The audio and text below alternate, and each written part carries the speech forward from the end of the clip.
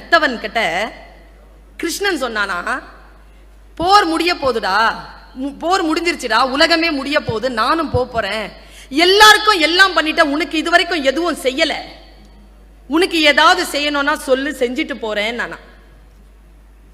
அப்போ உத்தவன் சொன்னானா, இறைவா, உன் காலுக்கு அருகில் உட்கார்ந்து உன் மேனியை தொடக்கூடிய ஒரு பாக்கியம் எனக்கு மட்டும்தானே கிடைச்சது, எனக்கு அது தவிர்த்து வேறு எதுவும் வேண்டாம். நல்லா யோசிச்சு சொல்லி, எதுவும் வேண்டாமா? எதுவும் வேண்டாம் என்றான் உத்தவன். எதுவுமே வேண்டாமா? எதுவும் வேண்டாம். சரி சரி, நீ போய் ஓய்வெடு என்றவுடன் உத்தவன் கேட்டான், ஒரே ஒரு குவெஸ்டின், அதுக்கு பதில் சொல்லி. என்ன? இந்த மகாபாரத போற நீ நடத்தாம இருந்திருக்கலாம்ல? கிருஷ்ணன் பதில், இல்லை, அது முடிந்திருக்காது, என்னால் முடிந்திருக்காது. சரி, இந்த சூதாவது நிறுத்தி இருக்கலாம்ல? அவன் சொன்ன கேள்வி நியாயமானதுங்க. இந்த சூதையாவது நீ நிறுத்தி இருக்கலாம்ல? கிருஷ்ணன் தந்த பதில் அபாரம், வித்தியாசமான பதில். அவன் சொன்னா என்ன பதில் பாருங்க. துரியோதனன் விவேகி.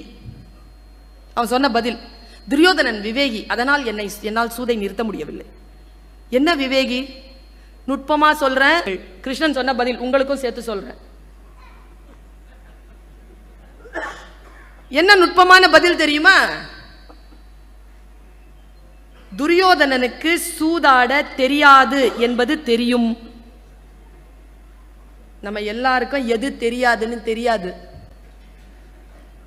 எனக்கு எல்லாம் தெரியும் அப்படிம்போம், அவங்களுக்கும் ஒன்றும் தெரியாது.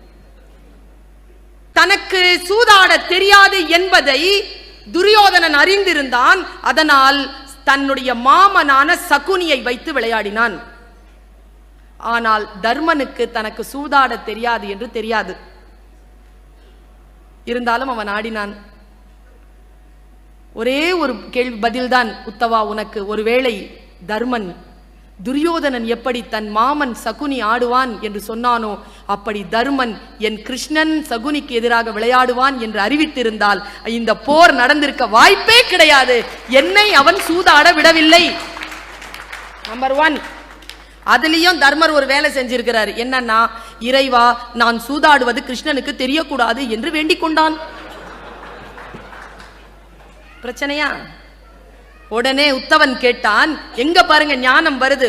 உத்தவன் கேட்டான், ஏன் இறைவா, அவர்கள் அழைக்கவில்லை என்றாலும் நீ போக மாட்டாயா?